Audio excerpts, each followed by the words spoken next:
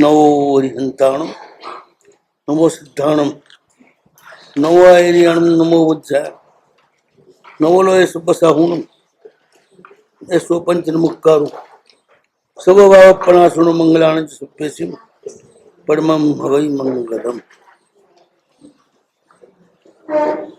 ઓમ નમો અસતે ભગવતે નિસ્સંગાય નિશંકાય નિર્મલાય નિર્દંદાય નિસ્તરંગાય નિરુર્મય નિરામયાય નિષ્કલંકાય પરમ દૈવતાય સદાશિવાય મહાદેવાય શંકરાય મહેશ્વરાય મહાવ્રતિને મહાયોગીને મહાત્મને પંચમુખાય મૃત્યુંજયાય અષ્ટમૂર્તય ભૂતનાથાય જગદાનંદદાય જગત પિતામહાય જગત દેવાધિદેવાય જગદીશ્વરાય જગદાધિગંધાય જગત ભાસ્વતે જગત કર્મ સાક્ષી જગત ચક્ષુ છે ત્રૈતનવે અમૃત કરાય શીત કરાય જ્યોતિષ ચક્ર ચક્રિણે મહાજ્યોતિર્દ્યોતિદાય મહાત્મા પારે સુપ્રતિષ્ઠિતાય સ્વયં કર્ત્રે સ્વયં હર્ત્રે સ્વયં પાલકાય ત્રિજગત વ્યાપી પરમ શક્તિ સ્વરૂપ પરમાત્મા જે ત્રિપદીથી સમગ્ર જગતને વ્યાપી રહ્યા છે એમને નમસ્કાર.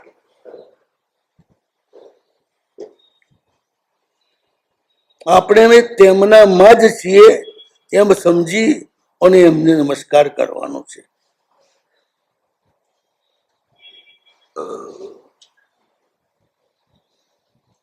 એમનું અસ્તિત્વ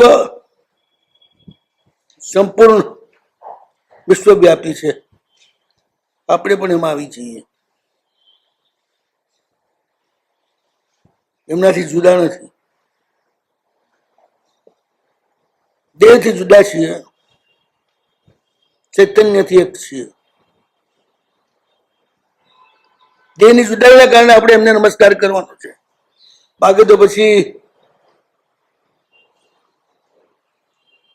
આનંદ ગંજી કે છે ને હું નમું હું નમું હું નમું હું મને નમસ્કાર કરું છું.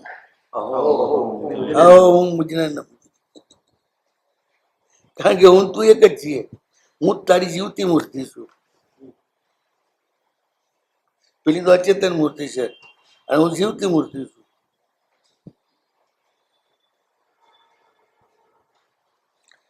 નિરાતંકા એટલે ભય અને પીડા બંનેથી રહિત છે. કોઈને ભય નથી આપતા અને કોઈને પીડા નથી આપતા. પ્રભુ ભય અને પીડા ક્યાં પેદા થાય? સંગ હોય ત્યાં. સંગ ન હોય તો ભય ને પીડા પેદા નથી થતા. સંગ કોણ ન કરે? જે નિશંક હોય. જગતનો એક પણ પદાર્થ મારો નથી બાબતમાં નિશંક હોય. જરાય શંકા ના હોય તો પછી શંકા જ નહીં.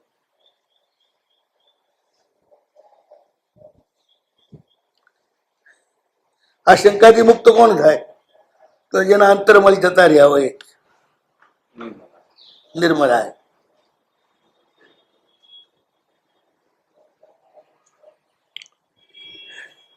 નિર્મળ ક્યારે થાય? નિર્દ્વંદ્વ રાગ અને દ્વેષ જે દ્વંદ્વ છે એનાથી છૂટી ગયા હોય. વિકલ્પો ગયા રાગ દ્વેષના. નિસ્તરંગાય નિરુર્મય કોઈ ઉમેરથી એવું જાણે આમ ઉછળી પડે. કંઈક અપૂરું મળ્યું, કંઈક અપૂરું મળ્યા એવું કશું જ ના હોય. ત્રણ ભુવનની પ્રભુતા એમના ચરણોમાં આલોટતી હોય તો એની કઈ એમને ઉર્મી ના હોય. આભાર પણ ન માને કે તમે બધા આટલી મારી સેવા કરી રહ્યા છો, આટલો મારો મહિમા કરી રહ્યા છો, ધન્યવાદ તમને. કશું નહીં. નિરામયાય નિષ્કલંકાય. બાહ્ય કે અભ્યંતર કોઈ આમય રોગ નથી. રોગનું કારણ નહીં, બરોબર છે. રોગનું કારણ વિજાતીય પદાર્થો છે. આભ્યંતર રોગનું કારણ પણ ભૌગોલિક સંબંધો જે વિજાતીય છે એ છે, અને બહારના રોગોનું કારણ પણ શરીરને પ્રતિકૂળ જે વિજાતીય પદાર્થો એ નાખવામાં આવે તો થાય. એટલે બંને રીતે નિરામય, નિષ્કલંક, પરમ દૈવત, કોઈ કલંક નથી, જેમનું દૈવત પરમ છે, શ્રેષ્ઠતમ છે, પણ સદા જે ઉપદ્રવને હરનારા છે, સદાશિવ.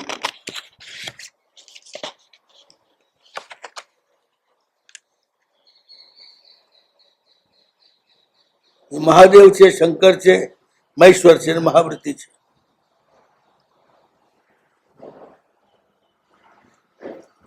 એમનું મહાવ્રત બહુ મોટું છે.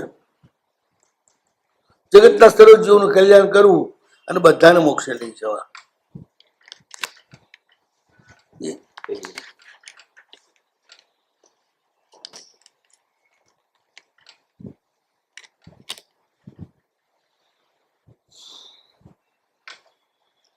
મહાયોગીને 4 મહાવૃત તો કાલે કીધા, 5મા મહાવૃતમાં શું મહાવ્રત છે આપણા કરતા? હા, પરિગ્રહ કેવી? નિષ્પરિગ્રહ છે. વિચારોનો પણ પરિગ્રહ નથી, એ પરિગ્રહ છે. પ્રભુને એ નથી.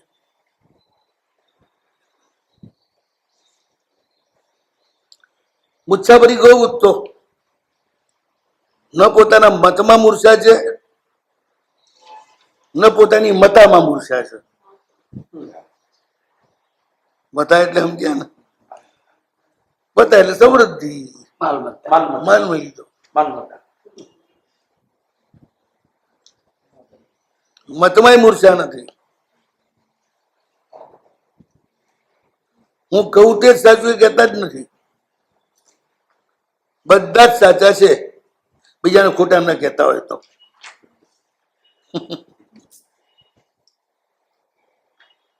જે બીજાને ખોટો કે એ જ ખોટો હોય.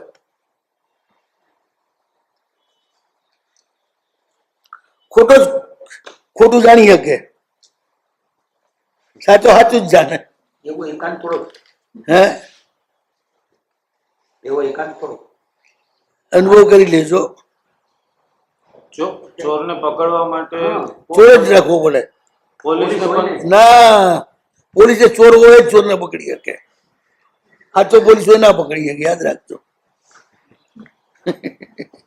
ચોરના લક્ષણ ચોર જ જાણે.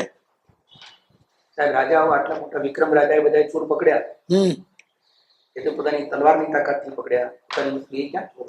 કેટલા ચોર પકડ્યા? કેટલા પકડ્યા? એટલા એકે નથી પકડ્યો. ખાબરાને કોડિયાને પકડ્યો ભલે, બાકી કોઈને પકડ્યા નથી એમને તો. અન્યાયી આત્તાઈઓને રાજા તરીકે દંડ કરવો પડે. આમાં શું છે, આપણે ભગવાનની વાત કરીએ છીએ. રાજાઓ તે એમના નીતિના ગ્રંથ પ્રમાણે સાચા ખોટા નક્કી કરવા પડે. એ ગ્રંથ અનુસાર ચાલે છે. ભગવાન કે ગ્રંથ અનુસાર નથી ચાલતા.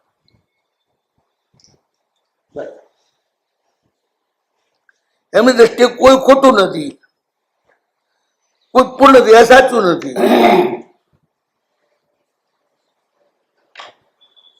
આપણા શાસ્ત્રો સાહેબ બીજા જૈનોના શાસ્ત્રોને ડગલે ને પગલે ખોટા સાબિત કર્યા. સેંકડો ગ્રંથો છે. હા છે, નહીં તો બધા ઘેટાઓ નાઈ જાય. એટલે ખોટા છે મોટા ખોટા નથી સાબિત કર્યા. એમ નહીં સાહેબ, ખોટા છે માટે ખોટા નથી સાબિત કર્યા. હું કોઈ સાંભળી લો. પણ આ ઘેટાઓ છે ને બધા, એને ખોટા ના કહે તો બાર જીવો છે ને દોડે. એ પ્રબુદ્ધ થાય પછી કોઈ ચિંતા નથી. પછી સૌ બધા દર્શનમાં પડતો, બધા દર્શનો જાણતો, એનો સાર ખેંચી લેશે. એ પછી આનંદ એ જ કે છે ને, રામ કો રેમાન કો કોઈ કહો મહાદેવજી. શું હવે કોઈ પાર્શનાથ કહો, વાત એક જ છે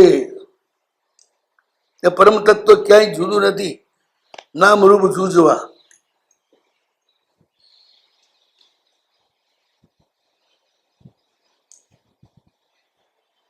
આ બધી વાત છે ને બાળજીઓ માટે નથી, ઉપરથી ઉઠેલા માટે જ છે.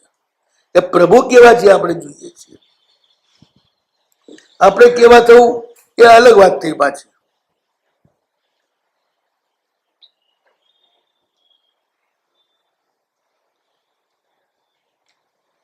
પણ બાકી જે જેવા નબળો હોય એને પકડવામાં સબળો હોય. એટલે જેમ તમે ધંધામાં નીતિ કરવા વાળા છો એટલે નીતિમાં નબળા છો, તો બીજા નીતિ કરતા હોય બધાને તમે પકડી શકો.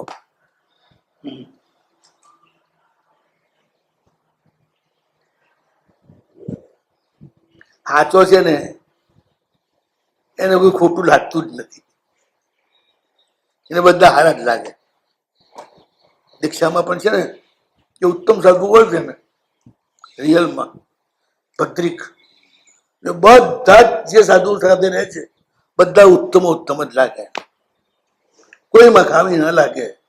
અને ક્યારેક કોઈ એની પાસે બેસીને કોઈ ગડબડ કરવા બે ને, ના ભાઈ ના આવું બોલાય નહીં ને સંભળાય નહીં, તું જા મને માળા કરવા દે, તરત કે.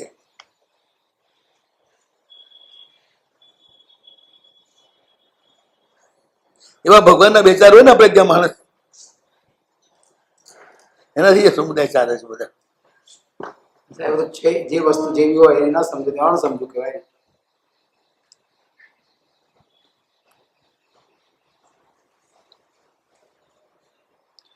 જે વસ્તુ જેવી ન હોય એવું તો સમજે જ છે, અને જેવી હોય તેવું સમજે છે. બોલ,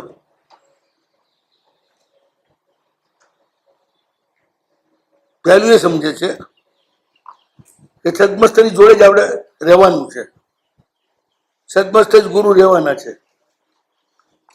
સદમસ્ત ગુરુ એના દોષ જોવા કે નહીં જોવા,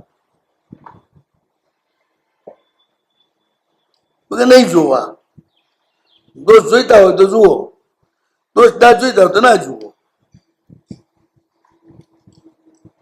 કોણ જુઓ તો તમારા માટે ઉપર ઉઠવાનું કારણ બની જશે.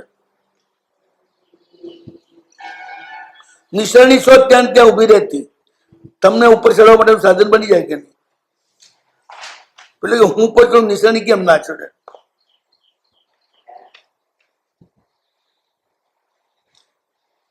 એટલે ભાઈ નિસરણી ના ચડે સોનું ભાઈ, તું તારું કામ પતાય ને, તું ઉપર ચડીને તારું કામ કર.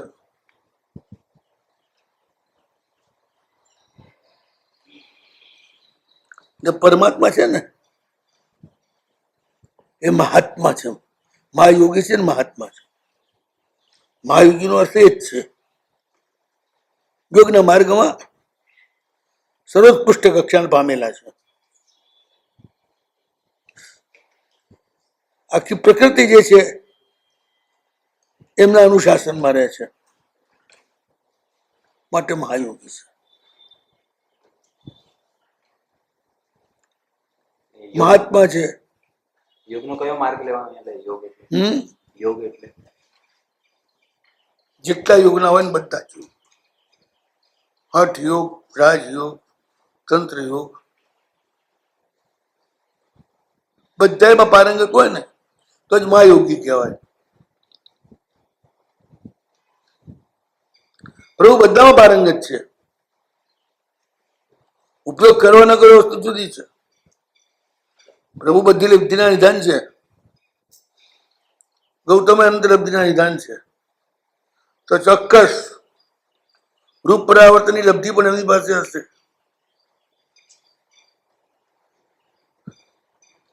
વૈક્યની લબ્ધિ પણ એમની પાસે હશે, પણ એ ઉપયોગ નથી કરતા. બસ જે માટે વાપરી એવું કઈ છે જ નહીં ને. યોગ માર્ગમાં સર્વોચ્ચ કક્ષા પહોંચેલા હોય પણ યોગ વૃદ્ધિનો ઉપયોગ ના કરે. પરોપકારમાં પણ ન કરાય. હમ પરોપકારમાં પણ ન કરાય. એ લગતી મળી પછી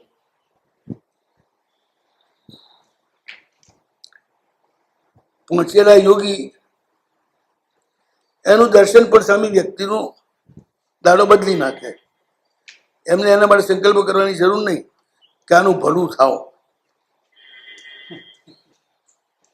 એટલી ઉપરની કક્ષાએ પહોંચ્યા છે. જેમને પણ એમના ઉપર ભાવ આવે એ બધાનું ભલું કરી નાખે.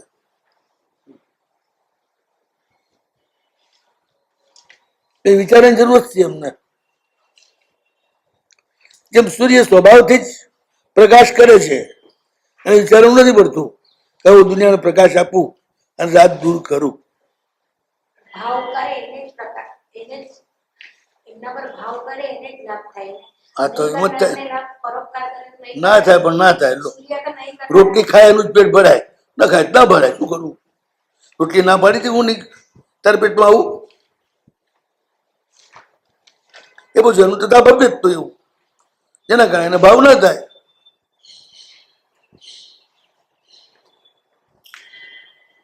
શિયાળામાં શરદી થાય ને એક પાક ન કરી શકે.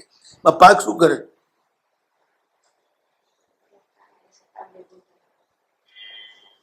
હવે નસીબ જ એવું.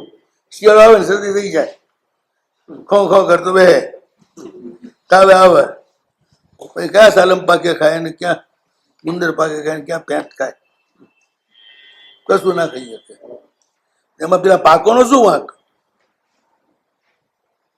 એ તો કહે છે કે આપણે મને ખા તાજો થા અને બીમારી ભગાય,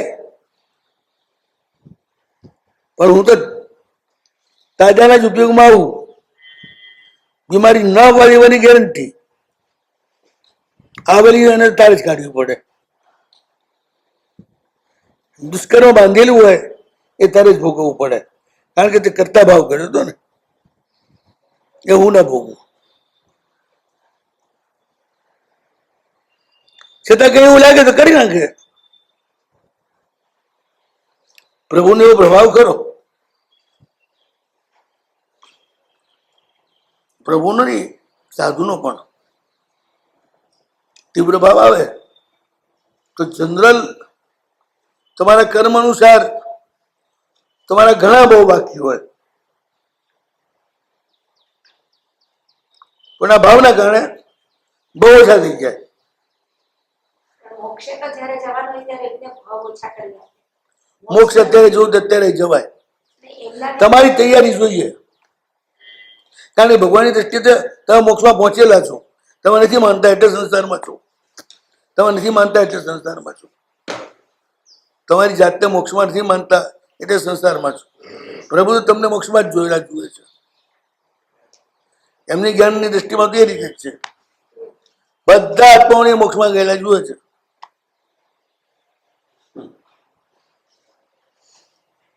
એમના જ્ઞાનમાં વર્તમાન ક્ષણ જ છે, ભૂત અને ભાવિ નથી.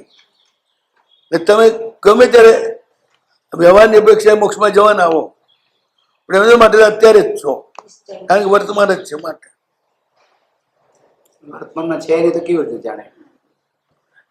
એ વર્તમાનને જ જાણે છે. એ ભૂત ભાવિ જાણતા નથી. વર્તમાનમાં જે પર્યાય નથી એ કેવી રીતે જાણે? આપણો મોક્ષ મોક્ષ પર્યાય એ પર્યાય નથી, પર્યાયનો અભાવ છે.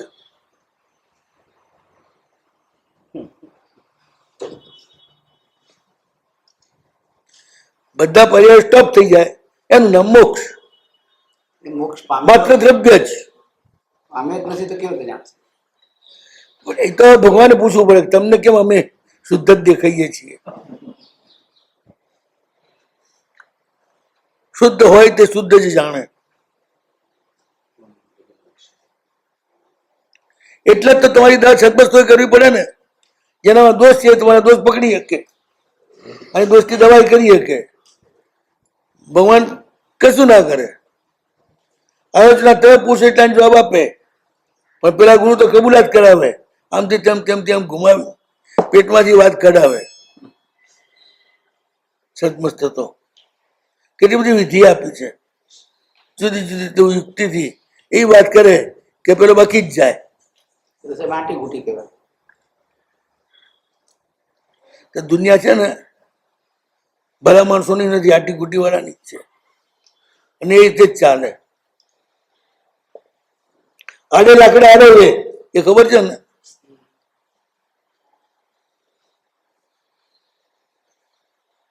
એ છદમસ્તક દ્વારા સંઘ ચાલે ને, શાસ્ત્ર છદમસ્તક દ્વારા જ આવે. એટલે જ પેલા ભલા સાધુઓ છે ને એ સમજે જ છે કે ગુરુ એ છદમસ્ત, શાસ્ત્ર રહેવા વાળા છદમસ્ત. હવે આ સુધી છદમસ્ત જોઈને તો હું છદમસ્ત રહ્યો, હવે શું કરવા છદમસ્ત જોઈને છદમસ્ત રહેવું? આપણે છદમ નથી જોવું, કારણ કે આપણે છદમસ્ત રહેવું નથી. આપણા હાથની વાત છે.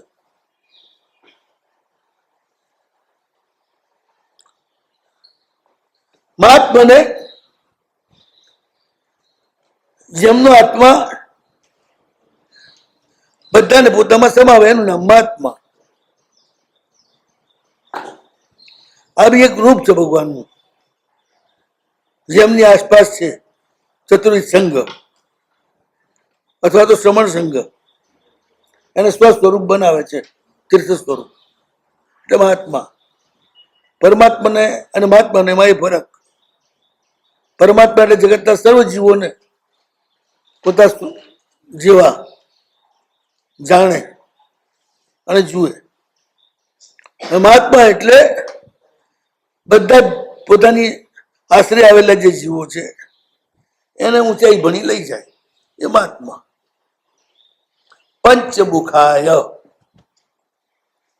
પંચમુખ મૃત્યુંજય અને અષ્ટમૂર્તિ અને ભૂતનાથ, આ ચાર નામ હજી શિવજીના બાકી છે. ભગવાને 5 મુખ છે. 4 પોતાના, 5મું ગણધરનું. સભાવસરણમાં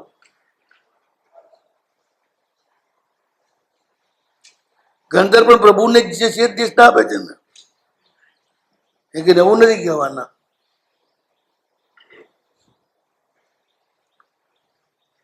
પંચ પરમેષ્ઠી પણ પ્રભુના મુખ છે, જેના દ્વારા જગતને પ્રબોધ આપે છે, માર્ગે લઈ જાય છે. અરિયન સિદ્ધ આચાર્ય ઉપાધ્યાયને સાધુ, એ પણ એમના 5 રૂપ છે. 5 આચાર પણ એમના 5 મુખ છે. જ્ઞાનાચાર, દર્શનાચાર, ચૈત્રાચાર, તપાચાર, વિર્યાચાર. આખું શાસ્ત્ર જ પંચાચારમાં એક છે ને. એટલે પંચમુખાય. 5 મહાવ્રત છે, એ પણ એમનું જ મુખ છે. મહાવ્રતને જુઓ એટલે પ્રભુને જુઓ તમે. મહાવ્રતીને જુઓ એ પ્રભુને જ જોયા બરાબર છે ને. તો આ રીતે પંચમુખાય.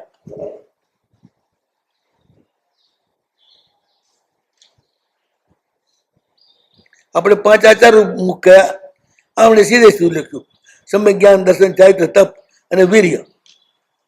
એ સ્વરૂપ 5 મુખ વાળાને સીધું લખી દીધું કે આવા 5 આચારો, એ જ પ્રભુને 5 મુખ છે. એ જ સમ્યક દર્શન જ્ઞાન ચાલે. આપણે આચરણને લઈએ છીએ, માત્ર એકલું નહીં, એની આચરણ.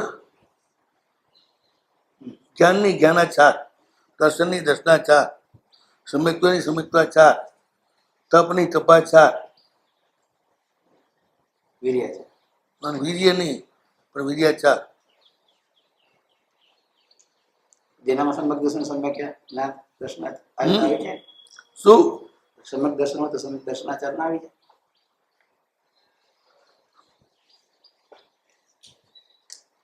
આવે ઓછો તોય આવે.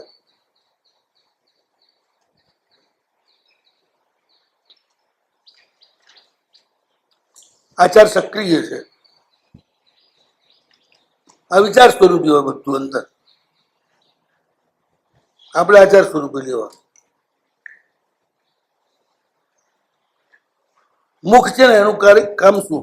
બોલો. મૌન રહેવું એ કે બોલવું અને ખાવું એ? બોલવું બધું મારે. મૌન રહેવું એ તો એનો વિશ્રામ છે. મૌન તો આખું શરીરે છે. એ ક્યાં બોલે છે? એ તો બધાની જોડે થઈ ગયું.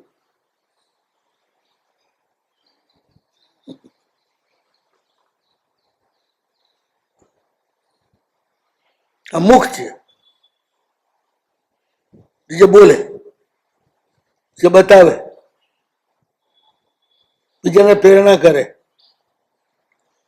એ ક્રિયા દ્વારા જ થાય ને, ઈશ્વર થાય ને, આચરણ દ્વારા જ થાય. મૃત્યુંજયાય, મૃત્યુને જીતી લે છે પ્રભુ. હવે એમનો જન્મ નથી, આ પુનર્ભવ છે.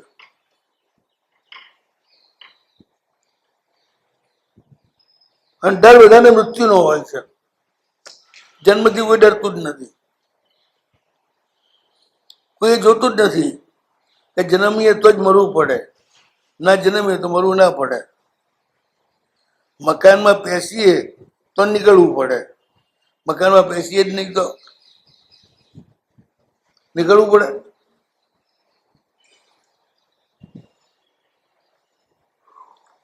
એ મૃત્યુનો જય કરે છે. મૃત્યુને મૃત્યુ નથી રહેવા દેતા. તમે પરિસ્થિતિમાં બેહોશ થઈને મળો તો જ મૃત્યુ કહેવાય. પરિસ્થિતિથી પર થઈને આરામથી રવાના થાવ છો તો મૃત્યુ ના કહેવાય, મુસાફરી કહેવાય.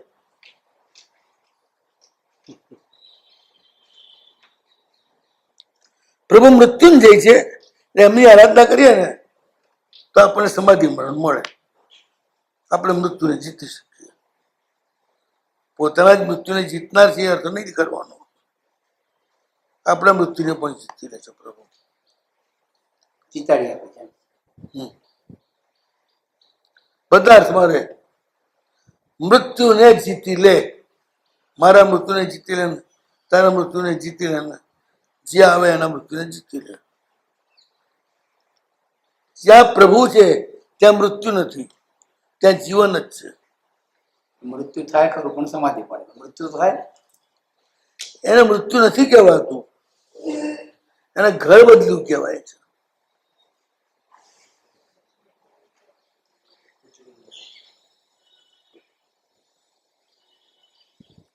સમાધિ મૃત્યુને આપણે મૃત્યુ ગણતા જ નથી, ઘર બદલ્યું ગણીએ છીએ. હોશમાં જાય છે ને, ક્યાં જવું છે એ ખબર પડી ગઈ છે, આનંદથી જાય છે. કોઈ માણસ અહીંથી અમેરિકા જતો હોય, મહિને $1 લાખ પગાર હાથે, એ જાય એનું મૃત્યુ થોડું કહેવાય, પ્રોગ્રેસ કહેવાય.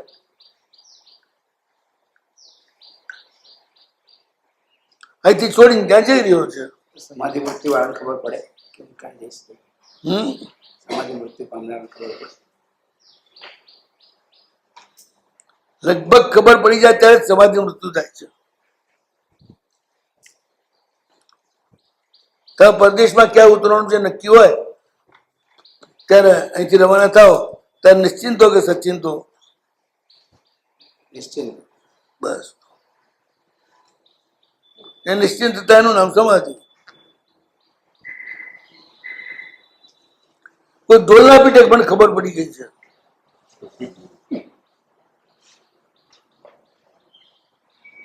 કહેવાનો સમય જ નથી મળતો ને ત્યાં કે હું અહીંયા જવાનું છું.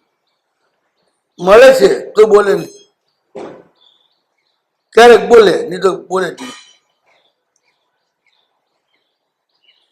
લગભગ બધા સમાધિ પામનારાને ધ્યાન આવી જાય. જેને સમાધિ મેળવી છે એ બધા આ રીતે જ હોય છે. પાકા એડ્રેસે જ જતા હોય છે.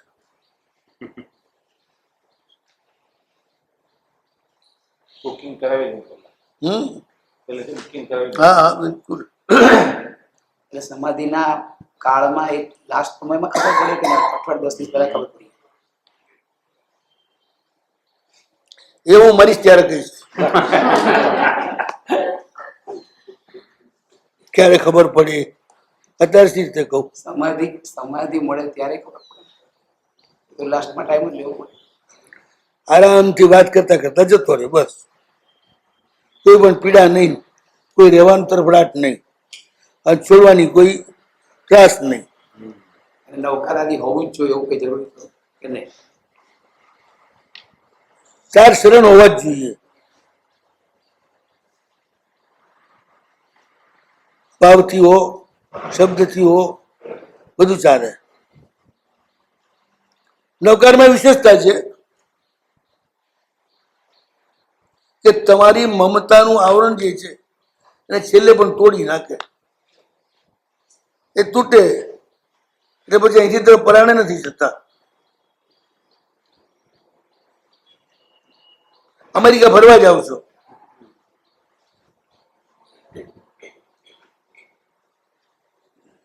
એના જેવું મૃત્યુ હોય. હવે અષ્ટમૂર્તે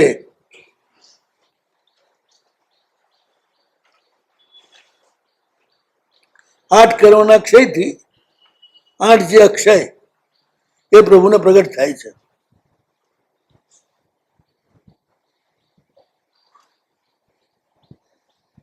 તંત્ર બીજા રૂપ કે છે પરમાત્માના 8. પૃથ્વી, અપ, તેજો, વાયુ.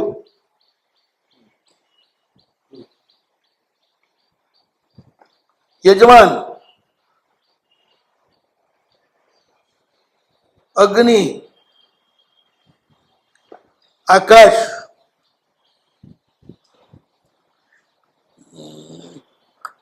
પૃથ્વી, અપ, તેજો, વાયુ. પછી એ આકાશ તમે કહ્યું પૃથ્વી, અપ, તેજો, વાયુ, યજમાન 4, પછી યજમાન, પછી આકાશ, પછી સૂર્ય અને ચંદ્ર.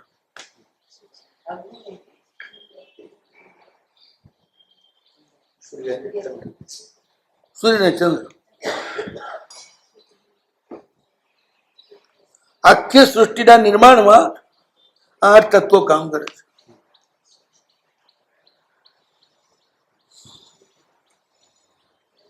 આ બધા સર્જક છે, મૂર્તિ જીવનદાતા છે. બધા તત્વો પૃથ્વી, અપ, તેજ, વાયુ, આકાશ, યજમાન, સૂર્ય અને ચંદ્ર. યજમાન એટલે આવેલા અતિથિનું મહેમાન ગતિ કરે તે, નિસ્વાર્થ ભાવે આપે તે એ યજમાન. યજ્ઞ જે કરે એનું નામ યજમાન. અને યજ્ઞ ક્યારે કહેવાય? યજ્ઞ કોઈ પણ સ્વાર્થ વિના પોતાના ભૌતિક સાધનોને તમે બીજાના માટે વાપરી નાખો એ કહેવાય યજ્ઞ. એટલે એવું યજ્ઞ કરનારા એ કહેવાય યજમાન. કોઈ પણ જાતના બદલાની ઈચ્છા વિના, ભાડું માંગ્યા વિના પૃથ્વી તમારું કામ કરે, તમને ધારી રાખે, તમને મકાન આપે, બધું આપે. પાણી પણ એ જ રીતે, કોઈ શરત નહીં, તમને જીવન આપે. અગ્નિ પણ એવું કોઈ શરત કરતો નથી.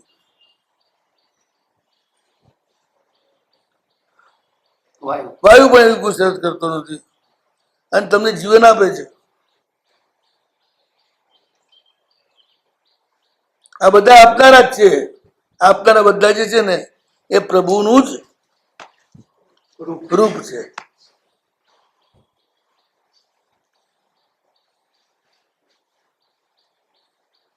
કોઈ બી યજ્ઞમાં સ્વાર્થ થતો હોય કે આ કારણે યજ્ઞ કરાયું, આ કારણે અહીં યજ્ઞનો અર્થ સમજી લે. પોતાની જીવન જરૂરિયાતની વસ્તુ જેને પણ જરૂરિયાત છે એને થોડામાંથી પણ થોડું આપી અને જે ઉપયોગ કરે એનું નામ યજ્ઞ.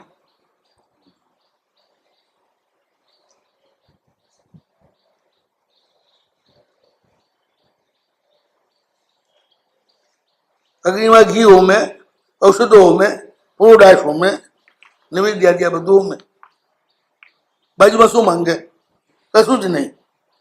યજ્ઞનો હેતુ છે કે જેને આ ચીજો ઉપયોગમાં મળતી નથી, એવા ઘણા બધા જીવો જગતમાં છે. તો આ રીતે અગ્નિમાં નાખવા દ્વારા એ બધી વસ્તુ જે છે એના મળ બળી જાય અને એમાં જે જીવનીય તત્વ છે એ આખું આકાશમાં ફેલાઈ જાય, લોકોને વગર પૈસે મળી જાય.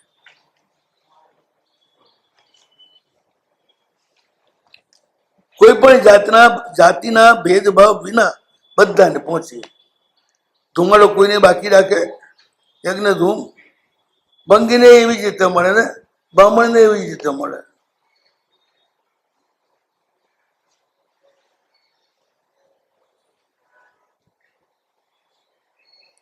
તો આ પાંચે પાંચ છે ને, આઠે આઠ પરોપકાર જ છે. સ્વાર્થ નામનું પદાર્થ જ નથી ક્યાંય. સૂર્ય અને ચંદ્ર પણ પરોપકાર માટે જ પરિભ્રમણ કરે છે, ભાડું ઉઘરાવવા માટે નહીં, ટેક્સ ઉઘરાવવા માટે નહીં.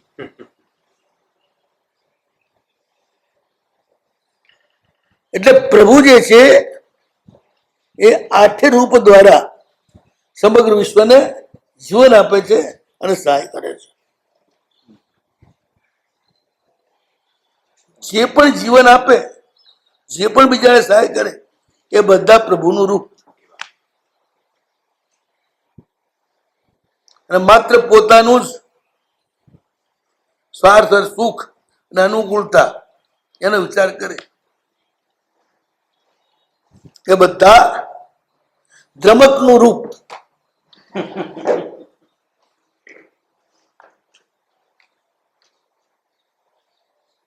પોતાના પાસે હોય તો આપી શકે ને બીજા. પોતાના પાસે હોય તો બીજાને આપી શકે.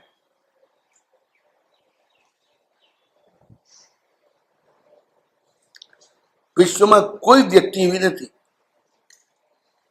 કે જેની પાસે ન હોય. કોઈ આત્મા એવો નથી કે ન હોય.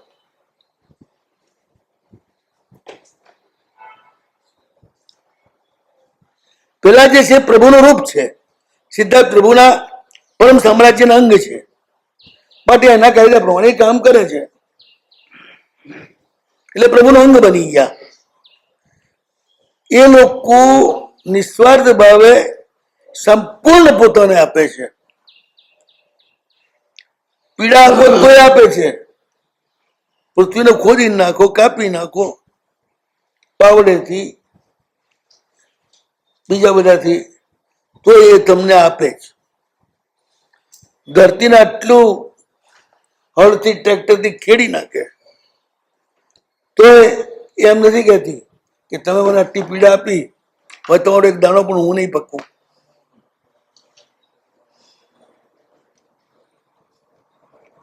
પાણીએ તમે ઓછા હેરાન કરો છો, નાહીને ધોઈને, કપડા ધોતી વખતે ધોકા ચલાવીને બધી રીતે હેરાન કરો છો, છતાં એ તમારા બધા જ કામ પીડા સહીને પણ કરી આપે છે.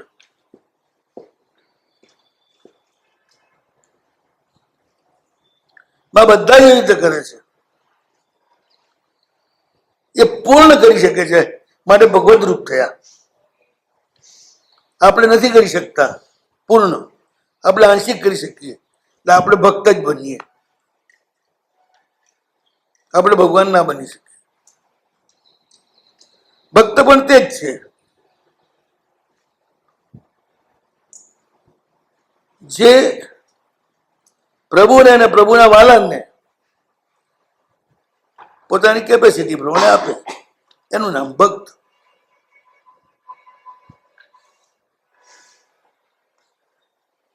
તો અષ્ટમૂર્તિ ભગવાનને આપે તો બરાબર, ભક્તને આપવાનું.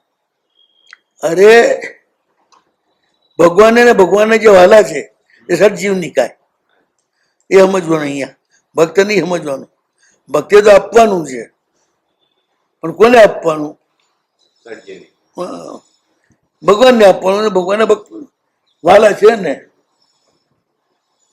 સદગુરુ ને ચતુર્સન પણ આવી જાય. શ્રાવક સ્વરૂપ. ભગવત સ્વરૂપ બધા આવી જાય.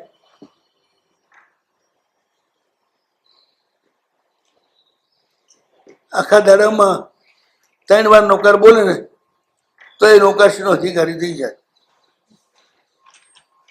બહુ સસ્તો નિયમ છે. 3 નૌકાર ગણે શ્રાવક થઈ ગયો. નવકારસી બોલો છો કે નવકારસીમાં જમવા આવજો એટલે તો નક્કી થઈ ગયું કે નૌકાર આવડતો હોય નવકારસીમાં આવે. બીજું ના આવે.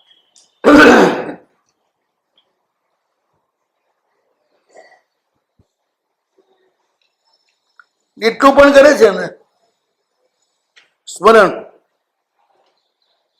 એટલે આવી ગયો. તમે વસ્તુ ના લો, સદભાવ આપે, મન વચન કાયા એને પ્રયોજ્ય ભગવાન માટે એ પણ ગણવા. તો અષ્ટમૂર્ત એ આઠે ભગવાનના સ્વરૂપ છે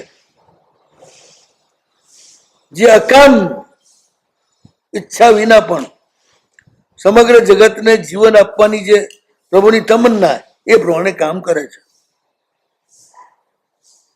અને બહુ મોટું કામ કરે છે, નાનું નહીં.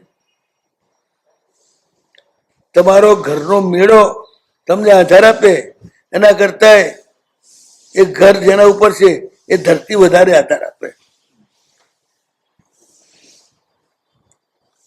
ધરતીના માર્યા કોઈ મર્યા નથી આજ સુધી. એટલે ધરતીના માર્યા કોઈ મર્યા નથી. ભૂકંપથી મર્યા તે ધરતી નથી માર્યા, તો યંત્રો એ માર્યા છે.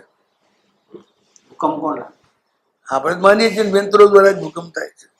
એ મારા અંદર લડતા હોય એટલે એ ઉપર ભૂકંપ આવે. ભૂકંપની અંદર જે સ્ખલનો બધા થાય, બધું એ લોકોનું તોફાન. જે રાસાયણિક પ્રક્રિયા થાય, એમાં ભૂત ક્યાં? એ બધા ભૂત જ છે. એ જ બધા દેવો છે. આ લોકો એને ગેસ ને એવું બધું નામ આપે, આપણે એને દેવ તરીકે નામ આપે. કોઈ વિદ્યુત કુમાર છે, કોઈ સ્તનિત કુમાર છે. આ બધા પ્રાકૃતિક દેવો જ છે જે વિશ્વમાંથી હલચલ મચાવે એ લોકો ભૂકંપ લાવે.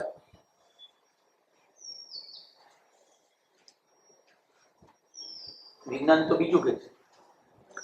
શું કે છે? અંદરથી ગેસ ઉઠે, અંદરથી અગ્નિ ઉઠે. હા, અગ્નિ છે, ગેસ છે, આ છે, તે છે. એનું દબાણ આવે એટલે એ ગેસ એટલે વાયુ કુમાર, રાસાયણિક અગ્નિ એટલે અગ્નિ કુમાર.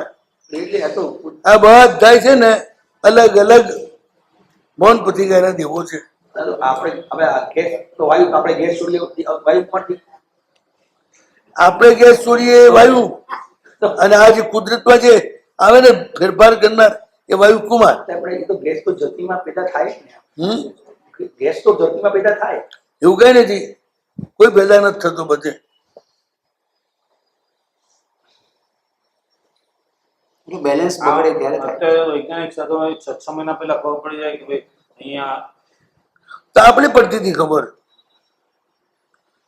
પંચ નિમિત્ત, અષ્ટ નિમિત્ત છે ને, અષ્ટાંગ નિમિત્ત, એમાં એક નિમિત્ત જ છે ધરતીકંપનું જ્ઞાન. વાયુકુમાર દેવ તો આમ આમ કરવાનો છે, ખબર નહીં પડી જાય પહેલેથી. કોને? કોઈ બને એનું ગણિત હોય છે. કયા ટાઈમે આ લોકો લડી મરે, અમુક જાતના ગ્રહો આવે ત્યારે એ લોકોના મગજ બગડી જાય. બેસતું નથી મગજ. તમને ઊભું રાખો. વૈજ્ઞાનિક માન્યતા સ્થિર થઈ ગઈ છે સર. જેને વૈજ્ઞાનિકો જુદા જુદા પ્રાકૃતિક ઉપદ્રવ રૂપે માને છે ને એને શાસ્ત્ર કે તે દેવ રૂપે માને છે. અચ્છા. શાસ્ત્ર શું માને? આ જેમના શરીર છે, વીજળી એક વિદ્યુત કુમારનું શરીર છે, ગર્જના સ્તનિત કુમારનું શરીર છે, વાયુ એ વાયુ કુમારનું શરીર છે, પાણી એ મેઘ કુમારનું શરીર છે. એ તમે ભૌતિક સ્વરૂપે જુઓ છો, પરમાત્મા એનું દેવ સ્વરૂપ જુએ છે.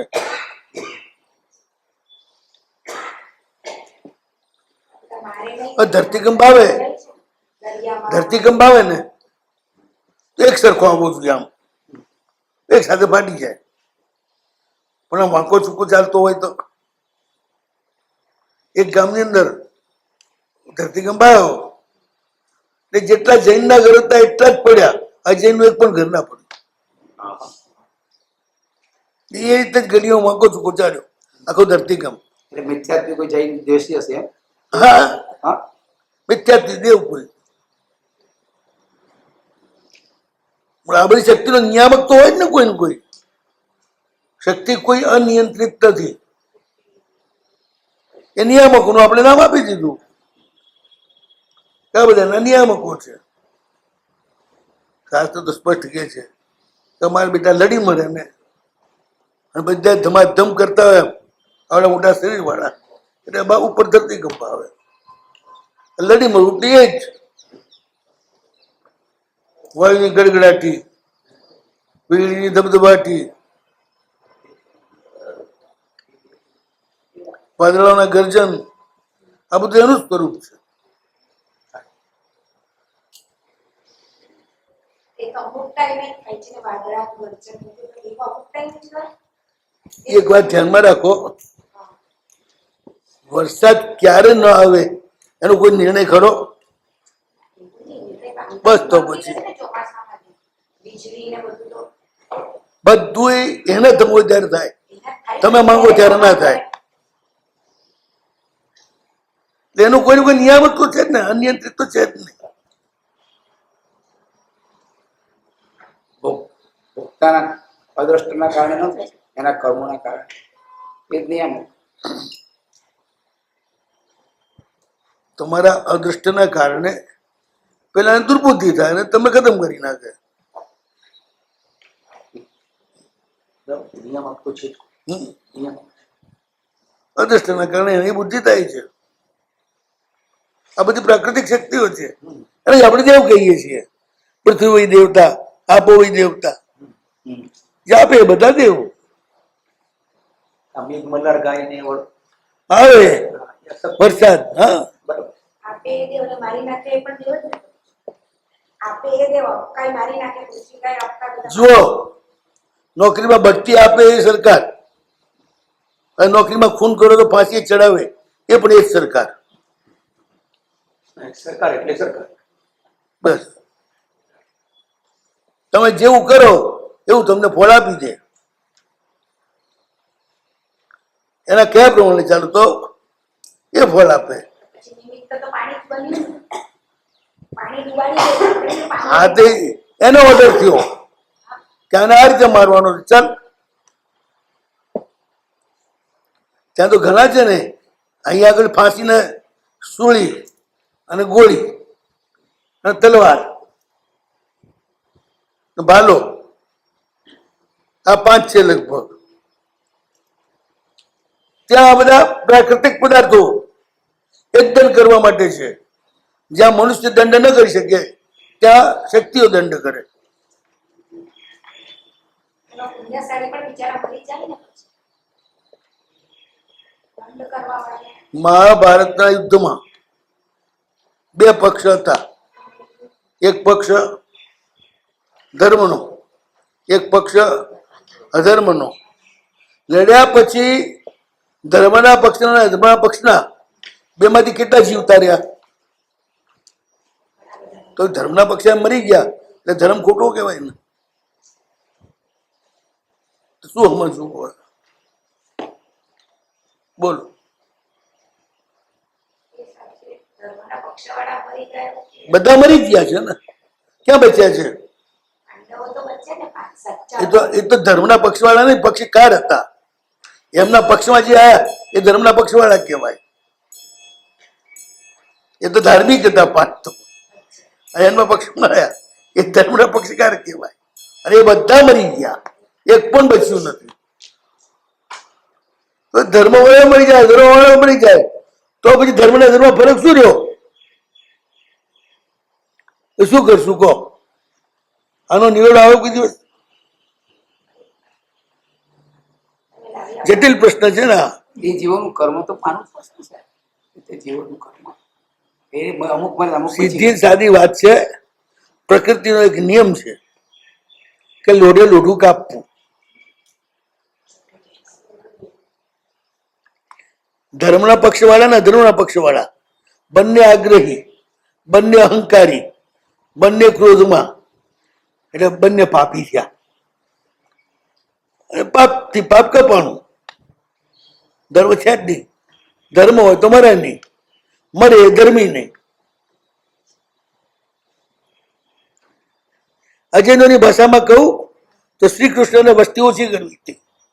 ભગવાનને વસ્તી ઓછી કરવી તો નિમિત્ત તો જોઈએ ને. એકલો તો કોઈ લડી શકે નહીં ને. બે હમમાં લડનારા આવે તો લડાઈ થાય તો મરે ને. બધાને માર્યા હતા પણ એક જ પક્ષમાં આવે તો બધા કેવી રીતે મરે? એટલે જેને મારવા તે બે પક્ષમાં વેચાઈ ગયા. બોલે એમણે પાપીને જ માર્યા છે, ધર્મીને માર્યા જ નથી.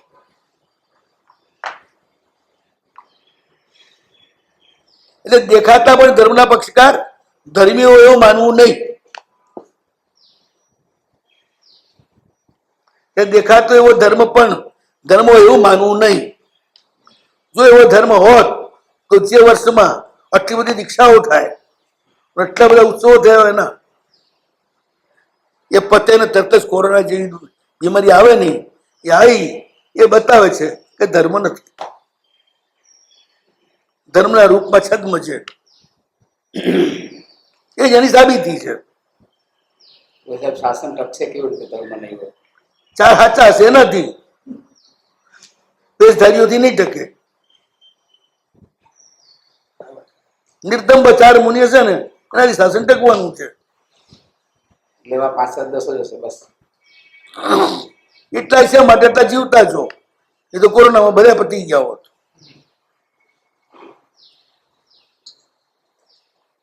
જે જગ્યાએ બધા ધર્મ આચાર્ય જે આરાધક હોય એ જ્યાં હોય ત્યાં કોરોના કે કોઈ બીમારી ના હોય. હોય તો સમજવું કે બાપુ આરાધક નથી, એ નક્કી જ થઈ. એટલે પુણ્યથી ન હોય ત્યારે જ નથી. આચરણનું પુણ્ય જેવું હોય. જ્યાં જ્યાં તે 1 કિલોમીટર 1.5 કિલોમીટર એક ના હોય કે બીજા ભલે હોય, એટલું તો પ્રભાવ હોય જ એમનો. સાહેબ કોરાને એક જ આખું ષડયંત્ર. ગાંધીનગરમાં ચાલતું હતું. જો મરી રહ્યા છે એ હકીકત છે, ષડયંત્ર હોય તોય. ગાંધીનગરમાં ઉપદાન ચાલે. જેટલું મહારાજ પહોંચી ગયેલા ઉપદાન કરાવવા. પન્નાજી મહારાજ ગયા હતા ગુરુ મહારાજ. એટલા બધા વળગાડના કેસ ચાલ્યા કે ના પૂછો વાત. વળગાડ હા, એટલા બધા 500 માણસ આરાધનામાં રોજ 25 જણા ધૂણે. જબરું ચાલ્યું તોફાન. જે દિવસે ગુરુ મહારાજે ગણારામાં પગ મૂક્યો એ દિવસથી બધું બંધ, સ્ટોપ. તો વાસ્કે બની નાખ્યો ને કશું આપ્યું નથી, માત્ર પગ મૂક્યો ને બધું બંધ થયું. એને પ્રભાવ કહેવાય. 3 વર્ષ દુષ્કાળ પડે, એક ટીપું પણ વરસાદ ના આવે, છતાં ગામના કોઈ ગોમ પાણી ન ખૂટે. લોકોને પીવાની પાણીની કશી અછત ના થાય. આ પ્રભાવ.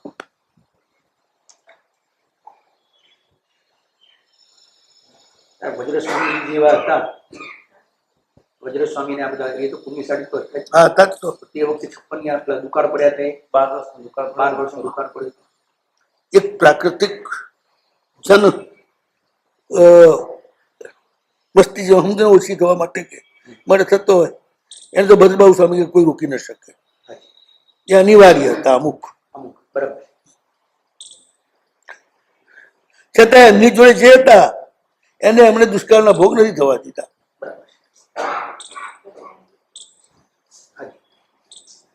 અનશન કરીને બધા કાર કરી ગયા, ભૂખે મરીને નહીં.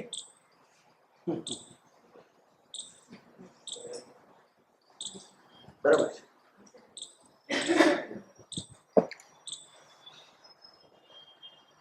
શાંતિ શાસ્ત્ર સાચું થાય ને એટલી જેટલી રેન્જમાં થાય ને એની ધારાવળી 6 મહિના સુધી તો કોઈ ઉપદ્રવ ના થાય. આ નિયમ. અને થાય તો સમજવું કે બહુ મોટી ભૂલ રહી ગઈ છે શાંતિ શાસ્ત્ર. નાનું શાસ્ત્ર કે મોટું કોઈ બી એની પાસે કોઈ મહામારીની શાંતિ માટે શાંતિ શાસ્ત્ર જ પેલા કરતા હતા ને. ચારે બાજુ ધાર દેવડાઈ દેતા હતા એટલે પતી ગયું. હવે તે કિલ્લો થઈ જતો પંજર પંજરની જેમ, એટલે એમાં પછી આવે જ નહીં.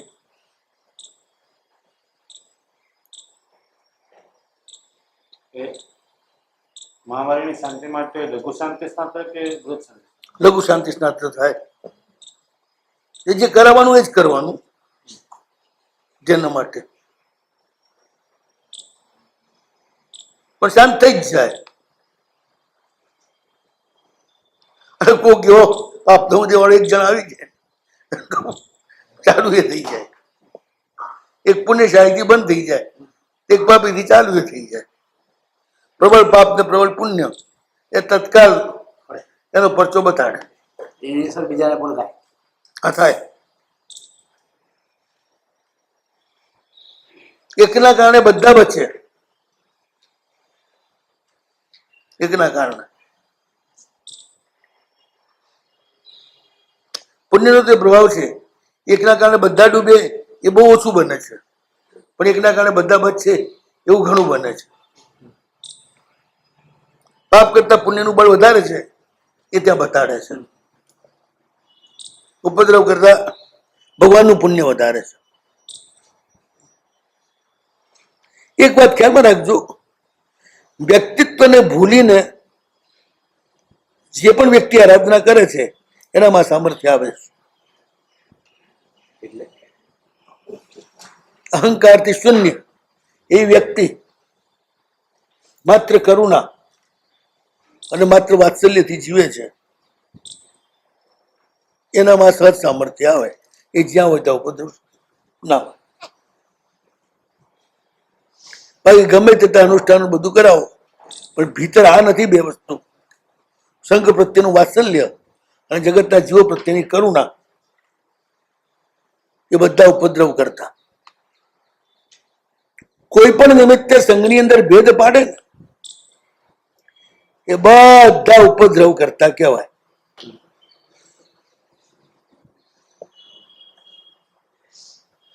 એટલે એમને બધે ઉપદ્રવ સહન કરવા જ પડે. કઈ બી કામ કરે એટલે પેલો ઉપદ્રવ આવે એમને.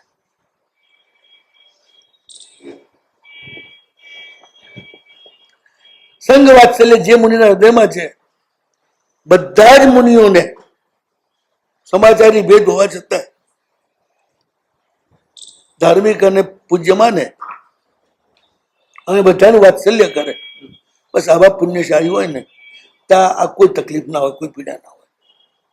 એવા બધા જીવતા હતા ને ત્યાંથી ક્યારે આવી બધી તકલીફો રાષ્ટ્રવ્યાપી નથી આવી. પ્રદેશ વ્યાપી આવી જાય, રાષ્ટ્રવ્યાપી નથી આવી. આ પહેલી વાર રાષ્ટ્રવ્યાપી આવી છે. વિશ્વવ્યાપી. હા, વિશ્વવ્યાપી.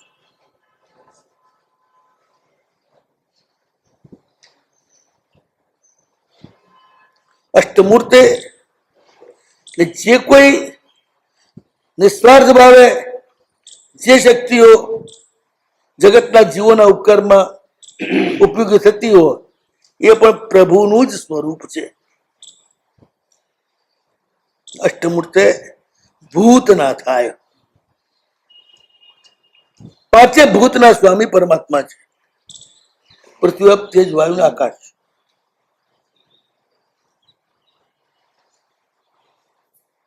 એમના જ કંટ્રોલમાં. ભૂતોને નાથનારા છે. આપણે આ ભૂત નહીં લેવાના.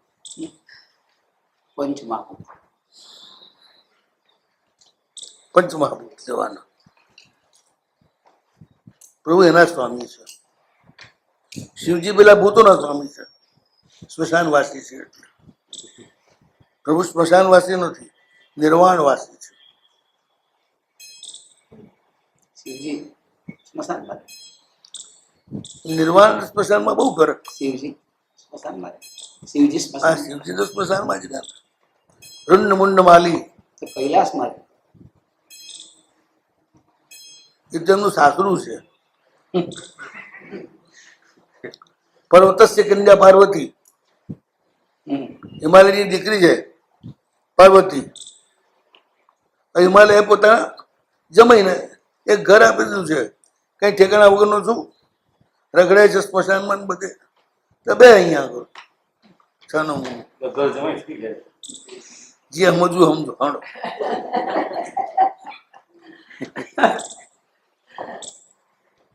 એટલે નિર્વાણ સ્મશાનવાસી નથી પ્રભુ. નિર્વાણ ને સ્મશાનમાં નિર્વાણ નિર્વાણ એ ચૈતન્યની અવસ્થા છે, સ્મશાન એ પૂતગલ વિસર્જનની જગ્યા છે.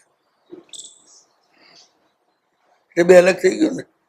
ચૈતન્ય સર્જન અને જીવનનું વિસર્જન. ત્યાં જીવન નથી, ત્યાં અસ્તિત્વ છે, આનંદ છે. તો ભૂત ના થાય. સમગ્ર ભૂતોના પ્રભુ સ્વામી છે. નમો અરિહંતાણમ, નમો સિદ્ધાણમ, નમો અય્યાણમ, નમો ઉજ્જાણમ, નમો લેસો સાવણમ. એસો પંચનમુક્કાર શુભ પ્રણાસનો મંગલાનંદ સર્વેસિમ પરમમ હવૈ મંગલમ.